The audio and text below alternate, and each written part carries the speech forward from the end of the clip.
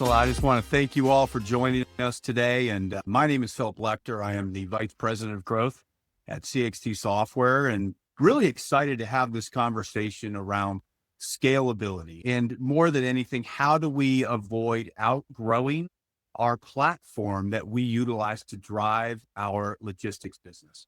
It's been an interesting journey for me as I've had an opportunity to be in the space for a little while, but I've been in business a lot longer. And that conversation of scalability is really one of those things that we hit on and drive on. And it's going to be a really great conversation. I'm super excited to have Dan Earhart with us. And Dan is an expert in this space, both on both sides of the fence, both having been in logistics and been a courier, as well as being on the software side, which really gives a true unique perspective. And our goal today is really straightforward. It's to have just an open conversation. And ideally, you're able to take information from this as you consider scaling your logistics business. I want to remind you, we do support and love questions. So feel free to hit that question mark at the bottom there and ask questions away, and we'll do our best to get to them. But without further ado, I would love to start by introducing Dan. And Dan, thank you for joining us today. We truly appreciate it. Why don't you tell us a little bit about your background and how you got started in this game called logistics and transportation management solutions? Yeah, it's a pleasure to be here. And thank you for that little bit of an intro, Philip. But yeah, so I'm currently a solution specialist here at CXT Software, coming up on my fourth year in just a couple of months. And what that really means is I consult with customers on a day-to-day basis, going over training topics and consulting to best figure out how our platform can work within their business. With the logistics industry, even though there are some industry norms, every business is a little bit different. And sometimes things work one way for one company, and sometimes it works completely different for another company. And my job here is to really be a subject matter expert and help them get things running the way they need it to within the logistics world. Prior to working here at CXT Software, I did work for 4 years for a small-time courier company in New England. I started out as a dispatcher, but then was quickly promoted to a dispatch manager. And then in the blink of an eye, I was an operations manager. And the entire time, I used this same platform, so I have that kind of experience with it. And prior to that, I had a lot of background in IT work, usually help desk technology management, things like that. It's quite a different animal when it comes to the logistics industry because there's just so much to it. You have the medical space, you have manufacturing, there's just a ton to it, and it's all different, which is good because every day is different. You don't really have a routine, but you might have a clear schedule one day, and the next thing you know, you walk in and the world's on fire. So it just makes things interesting. Dan, I love that. And I tell you, one of the things that was so true that I learned early on in this industry is that most people think that all logistics organizations and couriers are the same, right? They're A to B in delivery. But in reality, we've learned that while they might do the same type of work, almost every company does it a little bit differently. And we refer to that as the workflows and the way in which they work. And not only do they do it differently, oftentimes they do it differently by client, right? So they're servicing let's say a hospital network differently than they're servicing a retail outlet or maybe a lab. And it's so interesting when we start to break that down as that is really a big part of this conversation about scalability. It's how do we really how do we overcome those challenges and growth in our business, whether it's being able to offer more services, whether it's being able to get deeper into the different types of services that we can offer, maybe it's geography issues. There are so many different elements that really go into this. That's why I'm really excited for us to have that conversation today. But I'd like to actually start and I'm going to catch you off guard here, so I'm going to apologize in advance, Dan. But if you had one piece of advice for an organization that's really looking to scale in this space, what would that one piece of advice be? It's going to be a piece of advice that I think transcends just the logistics industry, but keep it simple. As simple as you can keep it, the easier it'll be. We all seen customers that require custom pricing, custom workflows, is sometimes in the face of what we consider best practices, but trying to keep things as simple as possible to make it easier for your drivers, make it easier for your dispatchers, make it easier for accounting. Sometimes there's going to be an exception, but everything you can do to try to keep things as simple as possible is going to be helpful. And I think that's going to be the theme of our conversation as we go through this, because I think it would be great for us to get deeper into the weeds, right? Where are some of those areas that we really need to keep it simple? And where are some of those opportunities that we see and that you've experienced in that? But you're absolutely right. That concept of keep it simple is really, it's a business growth mentality conversation. And I had a mentor once that said, real success in business is turning the complex into simplicity. The challenges in business is when we turn the simple into complex. And that has always stuck with me in a way that's like, man, yeah, it's a tongue twister, of course. And sometimes it's hard for me to even get it out of my mouth. But at the same time, it's really a fun way to look at this, which is, you're right. So often we will get really creative, but oftentimes creative is one of the challenges to scale. And as we think about that, I'd love to start. And Dan, let's talk about some of the things that we end up having to deal with as we start to look to grow organizations in the space. The simplistic things that we would think of, obviously, more drivers, more dispatchers, more vehicles, and expanding our fleets, more clients and more customers, and the different ways in which that we do that. But I can imagine there are probably a lot more that goes behind that. And I'd love to toss it to you, Dan, and have you talk a little bit more about some of the ways in which you've seen areas that really we need to consider when thinking about managing growth and scaling up. Yeah, a great question. So when it comes to scalability, it's always easier or better to just get started on that sooner rather than later. So even if you have no plans on growing now, like when you're setting things up, building out a software or going over workflows, setting up even your warehouse, keep growth in mind because it's easier to start there and build up towards it than trying to reinvent the wheel because hey, this isn't going to work when we get a new customer or when we get like this whole other business or whole other manufacturer. So there's a lot of little things that go into that. Of course, there's going to be more staff, more equipment, more management that's going to be needed to handle growth. That's always going to be part of that, but those are gimmies. But there's a lot of little things that you can think about too, such as something as simple as naming conventions for your client logins. That was a good example from when I was an operations manager. We grew two different satellite offices. And previously the naming convention was first initial last name for any of our clients that wanted to log into our online portal. But as you get more and more people, that doesn't quite work because, how many John Smiths are there going to be? It ends up being a thing where we ended up having like a company name and then first initial last name just to keep it more easier for us to follow. Or if one of our customers called in, they were having an issue, it was easier to identify, who they're with and where to look for issues like that. Figuring out ways to train people en masse. And then that goes back to simplicity. If you're adopting like a new industry, for instance, still trying to keep things simple, just so you don't have to have a whole set of tribal knowledge because this driver is all of a sudden working for this customer. You don't want to have to like train a driver on something new because they haven't done it before. If there's things that you can do to keep things simple, it's going to make it easier to train or to cross train people to handle different areas.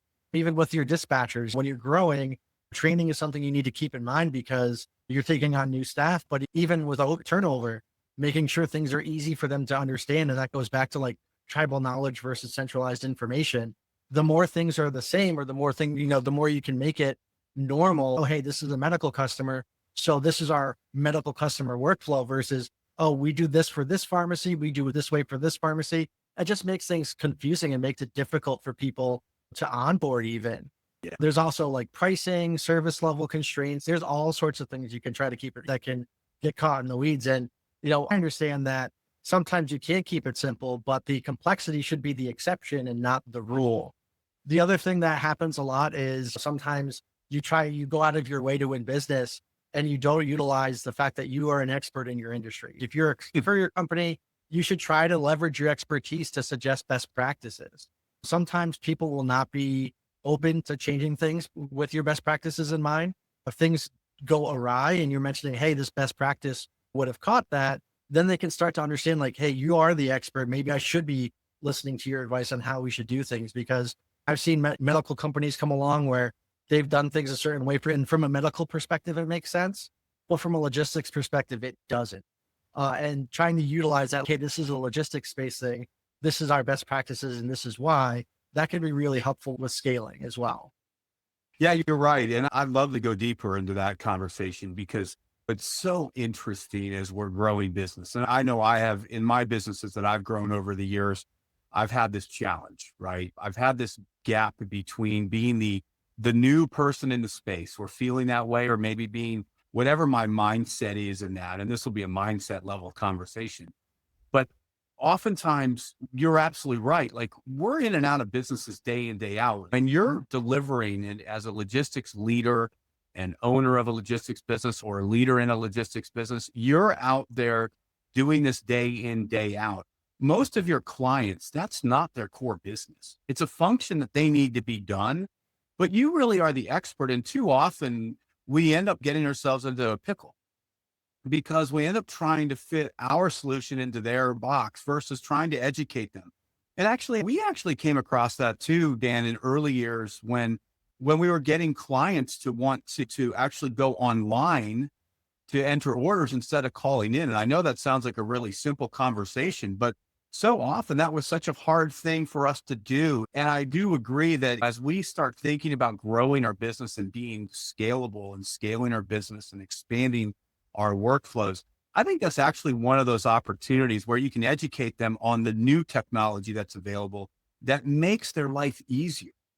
Yeah, it might feel uncomfortable at first not to use an old methodology like picking up the phone and calling, and not that they can't do that. But imagine how much more information and access they can have if they use some of the tools that are available for them right then and there. And I think that's such an important thing, that adoption of tools. And as we think about tools, even Dan, I think it'd be great to talk a little bit about some of the tools that you see out there that sometimes either don't get used well or might be tools that could help an organization, a logistics organization, scale more meaningfully and have, as you mentioned, that centralized information versus just that tribal knowledge that's held in the between the two ears of our people. Yeah, and with a few of those tools, the first thing that comes to mind is something that's rather new in the last few years, which is like route optimization. You've been doing routes a certain way for so long. Maybe there's a more efficient way to do things and you just never looked. And before it would take time because you'd have to plot things on a map. Of course, before technology, you'd actually have a paper map in front of you to try and figure it out. But now, of course, we have things like Google Maps where still it's a time consuming process to try to figure out, is there another way we can do this? Where now there are tools in AI that can do that for you, where you can throw a lot of stops into place and say, hey, what's the best order for us to do this in? If we knock out some of the time windows or only keep the time windows for stops that are super important. And when you are adding more customers, sometimes that'll open up pockets of time where, hey, before this route driver just did this one route for this one customer, but now we rerouted his stuff. We went through optimization and he has 2 hours where you can do stat work for a medical company because he's right there. Or he's going to Yes. be in the same city. He's going to be right next door. Let's give him this bank stop to do as well. Now, we all know that some places don't like you to commingle their work in the single vehicle, but it opens up those opportunities and gives you that, it helps free up drivers to be able to be utilized in other parts of your business. You might find out that, hey, I don't need to hire a whole new driver. I can split this up with some of the drivers I have now since I went through and optimized what they're doing. Dan, before you go further, I want us to really go down on that because you're right on. But this business is a low margin business, right? No matter how you want to slice and dice it is a low margin business. And therefore, every opportunity for efficiency is an opportunity to improve the bottom line. And for business owners, especially, that's obviously a critical piece. And when we can, and not only does it improve our bottom line, it improves the pocket of our drivers too, right? If a driver gets to do more and be more efficient and actually gets to accomplish more, they're going to get paid, right? Yep. Obviously, depending on the driver pay solutions and making sure that you have the flexibility to do those things. But when we think about this conversation, that route management is huge. It's really a missing piece. And I also want to bring it back to the scalability conversation because oftentimes in the past, especially starting out, that's that conversation around tribal knowledge. There's a really good dispatcher that knows how to do these things. And over time, as we scale, it's really hard to duplicate that knowledge. And it's It's always over. a question too of what happens if they call out or what happens if they take vacation. Do you have someone that can fill those shoes? And we all know with drivers, they call out, and you might have a driver that knows their route in and out. They don't need to follow instructions. But who are you going to get to cover that route if you don't have things documented properly? And it's all tribal knowledge. It's always good to have things documented. Usually, and it can be a pain to get that information out and put it down, but it's better to have it and not need it than vice versa. Yes. Yeah, that's exactly right. And it gives you that more flexibility. And the other part that goes really valuably into with that route optimization conversation is actually on the sales side. And I'll go back to a little bit more of my background on business building. The sales side is the ability for us to take a list of sample locations and stops and put them into an itinerary planning or an organizational type process that would actually spit out the ideal and most efficient routes and the number of drivers that are needed. And I don't know, for some of you that are on this and are listening in, that recognize that there are oftentimes just the process of bidding work can be, and if we misbid that work and we win that job, it's really difficult for us to go back and try and increase the price later. That makes it really hard. And so this is also another tool on the ability to scale our business, is to actually get deeper into the conversation. Yeah, I used to do cost analysis like that as well, to help with bids and whatnot. And it, once again, you have people that are not used to the logistics industry. They're used to the industry they serve, giving you information. And sometimes that's not the information you need to know. So you have to make best judgment guesses to come in at the right kind of price and then try to live up to that price with the equipment and resources that you have. Yeah, going back to that low margin business, Yeah. you really don't want to miss. Not only do you not want to miss, you also want to use your time effectively. And the more that you can use tools like that, I think that's really a powerful way to help you scale, bring on more clients and start scaling that business. But I'm sure there are some other tools too, Dan, that as you think about it, especially when you think about how do we start to expand our offering, what other tools do you see out there that really need to be focused in on? So tools, analytics, yeah, analytics has become huge now with all sorts of different applications out there, such as I know Tableau is a huge one where you're able to look at reporting to understand trends, such as, hey, these customers, how much are they ordering? What are the service levels that they're ordering? What's our on-time performance looking like? How good are our drivers when it comes to mistakes and like statuses and things like that? So reporting is definitely, and analytics in general is a huge tool that's come up in popularity recently. And when you have things like API endpoints, like we have our open API, you can get all that information seamlessly. You don't have to request reports or build them out. It's just a matter of getting the right tech guys in place to build out that connection, and you get all that information automatically.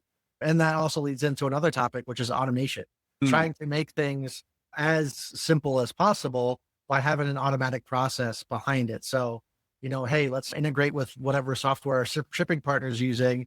So when they create stuff in their system, it feeds automatically to ours. So no one has to go in and manually create orders or manually upload a file in order to have our 1,000 deliveries sorted and placed correctly for the next morning. Automation's a huge one. I honestly, when I look at the tools that are available now, it boggles my mind how people were in business back before we had things like GPS and directions on where to go. Well, how did people, how did courier companies do all of this without all the tools and software that's capable now? That's funny. I have a story when I was in college, and I'm going to age myself now, right? So I was in college, and my college girlfriend was living, and who's not my wife, and my wife is somewhere in the building, so just ignore this conversation. But I had an opportunity over the summer to go visit her, and I had to call her parents to actually get directions to drive from Phoenix, because we went to Arizona State University, out to Huntington Beach where they live. And so here it is. It's on a piece of scratch paper, and Yep. I'm driving, and I'm freaking out a little bit. Like, I gotta trust this is going on. Probably took me. I stopped at a couple payphones along the way because I didn't have a cell phone. Really, and this was only, we're talking 1994. We're not talking like some ungodly long time ago. And Almost 30 years. guys, stop it. Man, you're killing me here, man. I like I said, I don't want to age myself. But even in 30 years, it's amazing to see what has come about. And I want to go back to that conversation around GPS traffic. And that's really one of the things that is super critical as we scale, is to be able to handle, and I'm going to call it this way, the loss. right? What happens when a delivery doesn't show up in the right space, or even more so, that a client doesn't think it showed up in the right space at the right time? And our ability to have that visibility and the ability to know, hey, it's interesting that it got tracked from A to Z. Here's the person who signed off. This is the time and the moment that it was delivered. Here's the path that it actually went through by all of the GPS coordinates. And you can actually see that, hey, you know what? Actually, oh, you're right. It's on the floor over here. Jim at the front desk is new, didn't know where to put it in the wrong office. And all of a sudden, it puts us in this position where we're not having to make the client wrong. We're able to provide the detail. And by the way, that's a very small element. When you start getting into the medical space, the impact on that could be significant. You A know, hundred you percent. misplace an organ or a blood draw, or somebody has to come back in and get it, or a prescription that has a time, date, and temperature shelf.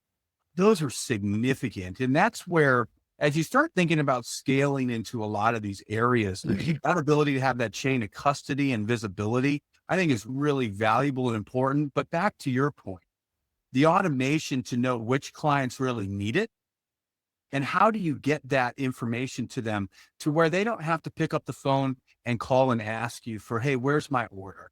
And I think that if there was ever this recurring dream that a logistics organization has, it's answering the phone and a call and somebody asking, hey, where's my order at? In today's world, you can overcome all of that. Oh It's yeah. all automated. It can all be communicated. It can all be notified. And Dan, as you look at some of these clients and companies that look to scale, what other elements in that vein do you see? Are there some other things that really come to bear? Since you mentioned when it comes to loss and trying to help navigate that kind of instance, because that happens, that always goes back to best practices. Barcode scanning so you can get that chain of custody. There are always like stopgaps you can put in place, like geofencing to make sure the driver is delivering in the right kind of location. In certain areas, especially the medical space, you can do location barcode. So they have to physically scan a barcode to prove that they were there inside the facility, because sometimes for some people, GPS coordinates are not enough. And it's doing what you can to prove that your guy was there without having a witness, more or less. So then that's usually what best practices are, especially like you mentioned medication. Some of those prescriptions are thousands of dollars, like tens of thousands of dollars, if not more. So if something expires or goes missing, someone's going to be on the hook for that. And if you could say, hey, my guy did everything he could, here's the proof that we have, that just makes it easier for you. And it makes it so you also have your driver's back, which is huge when it comes to building rapport with your employees, is making sure that they understand that the step that you're having them take isn't extra work for them. It's to make sure that they are protected in a case like that, where you can say, hey, I know you did your job. I know you did everything you could, because we have all these steps in place to prove that you did. And talking about scalability, one other thing that, comes to mind as well is when it comes to rolling out new customers or new businesses, taking on that extra work. One thing I always recommend, you might hire new drivers or new staff to take care of that. I always recommend out of the start to use your rock stars.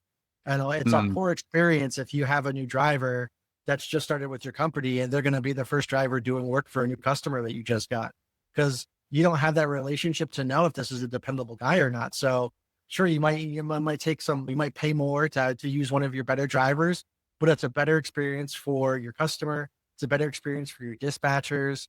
And then you have somebody that knows the workflows of what's going on, and they can help train new drivers in that kind of instance as well. The company I worked for, there were a handful of drivers that I could always rely on to do extra work, and we paid them extra for it. And it ended up paying dividends because we had someone that knew what to do and could help train other drivers. So we didn't have to worry about it in the back end of the house. We had someone out there, and it's a little costly at first, but it helps you maintain that good relationship with whatever new customer you get. that's a really great point, Dan. I like that conversation. And I do want to go back to a couple things that you said in almost passing. And it was geofencing and location barcodes and some really cool fancy terms. Oh yeah. Obviously, we know them in the industry, but I think there's some real conversation I'd love to go deeper on there, which is when we talk about that ability to have visibility and ability to also, and drivers, please earmuffs for any drivers that are out there listening to this. Just cover your ears for a second. But sometimes it can be hard to manage drivers.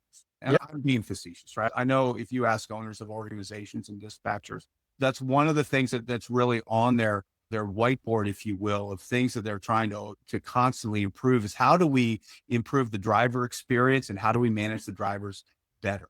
And geofencing and location barcode scanning are a great tool, not just to help support your drivers, but also then to give you that visibility. Would you go a little deeper into what is geofencing? How does that actually work? And why would a company want to utilize that to help them scale? Yeah, what geofencing is, it's a way to set up like a radius of distance for where a driver has to be for their particular GPS ping to have to be to the GPS of the place they're delivering to in order to actually fulfill that delivery. So it's a way to ensure that they are in the right place when they're making the drop. Now, there's going to be some limitations with some of the GPS. You're not going to be able to get pinpoint accuracy between like apartment A and apartment B, but you can make sure that he's at the right address. So if you're familiar with drivers delivering up the road, across the street, a completely other, building or something, this is a way to ensure that they are in the right area when they're making the drop off. Location barcode takes that a step further, where you place a physical barcode at the location. So we talk about medical industry a lot. That this is a place where it's used commonly for specimen, where you have a place, a barcode at the place where you pick up your specimen from the different facilities. So the driver Yeah. gets there, they have to scan that barcode, and then that's physically where those specimens are being held. And then there's another barcode at the lab that they have to scan in order to continue their work. And that's just going back to that idea of automation. For sure, we could sit there staring at our map, making sure our drivers are going where they're supposed to be going the whole time. That's depending on how many drivers you have. That's going to be a job for someone to do that all the time. So putting these tools in place, automate that so you have a systemic way to make sure that they are in the right location without having to babysit them the whole time. Now, you might still need to check in on your drivers to make sure they're not pulling into Wendy's for a half an hour, not during their lunchtime, but you can at least be assured that they are going to the places that they need to when they complete their stops.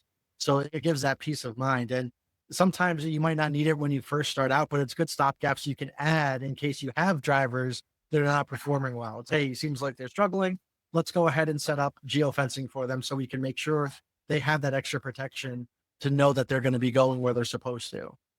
Well, that's really a good point. And I think as you think about software programs, you're going to want to have multiple options with that, right? Whether you set it up and it's firm and so they can't actually complete the delivery until they're in the geocode, or if you give them the ability, you just give them the flash. But what's where it says, hey, warning, you're outside the geocode. Are you sure you want to deliver this?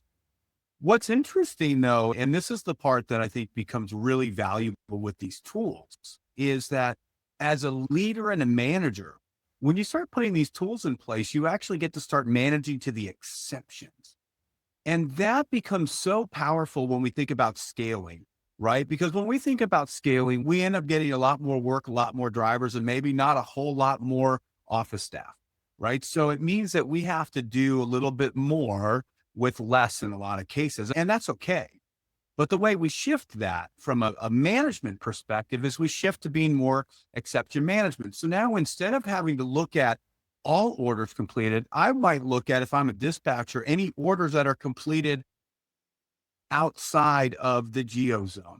And by the way, yes, so most solutions will give you the option because here's the reality. We're talking about, in a lot of cases, using somebody's cell phone. And so you go into a building and and that cell phone doesn't connect, that GPS doesn't connect. All of a sudden, then if that geo fencing is there, they can't complete the order in the system.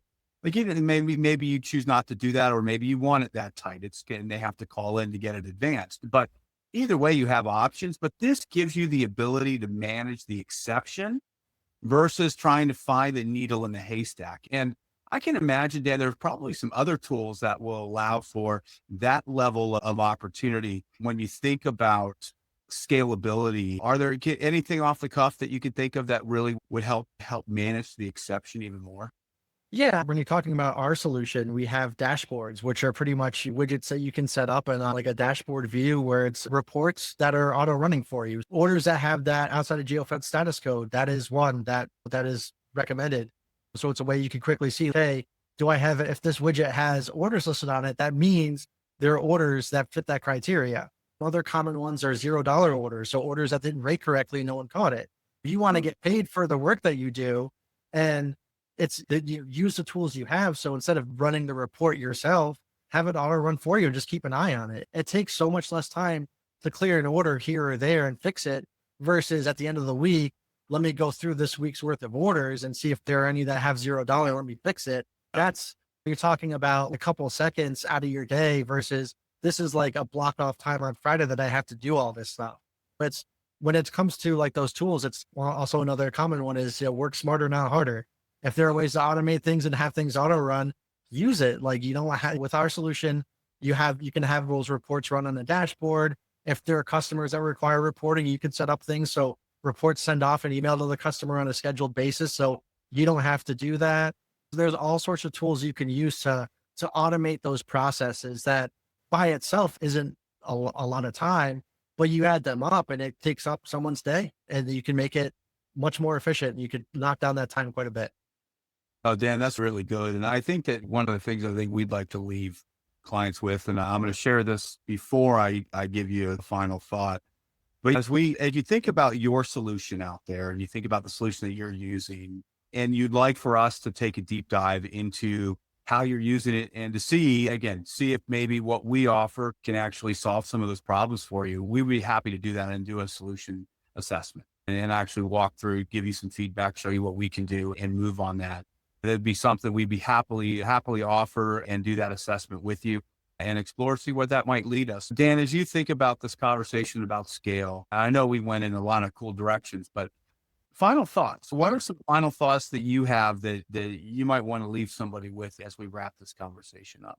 I think it's just reinforcing, keep things simple, work smarter, not harder, those generals. But there's also a couple other things too, trying to be clean before you make massive changes. I think I made this analogy before, is if you're going to rearrange your living room or you're going to add more furniture, you're going to clean your living room up first before you add that new piece or start rearranging things. And the same thing happens with your software. You might have like records built in your system that no one's ever gone through and cleaned out. And now you're about to add a whole other heap of like customer data in there. Sometimes it's worthwhile to go through and clean up what you don't need, because that can make things super confusing for people that are getting added to the system. If they have service levels that look exactly the same, but there's little bits of information, maybe one's really out of date, naming conventions, maybe a little bit out of date that you need to update. So, the sooner you make things clean, the easier it'll be going forward. And if you like procrastinate on that, because we all know you can get pulled in a million different directions, it just becomes more and more of a beast you have to deal with sooner or later. There's a customer I've worked with before that they purchased other businesses and they came in and they needed some consultation. And I looked at, they had like thousands of different service levels. Much of them were exactly the same thing, but they were specified specifically for whatever reason that could have been combined. And it ended up taking like a month or two of having someone go through cleaning that up before it was like how it should have been. And if they started that before they added the new business, it would have made things so much easier. So trying to keep your system and data as clean as possible to avoid duplicates, it's just going to help as you grow and as you get more and more.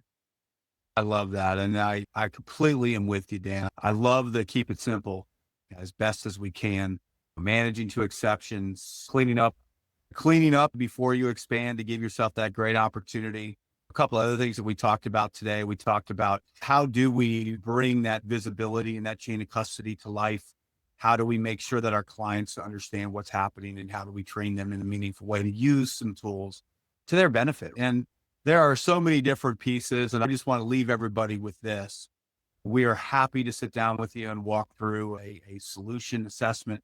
You just let us know and follow back up with us through either cxtsoftware.com or reach out in any way direct via LinkedIn. But really appreciate it, Dan. Thank you so much for taking the time on here and to go through this conversation about scalability. In business, it's always an amazing ride, and we just look forward to working with each and every one of you in any which way that we can. Thanks, everybody. Dan, thank you. Take care. Thank you.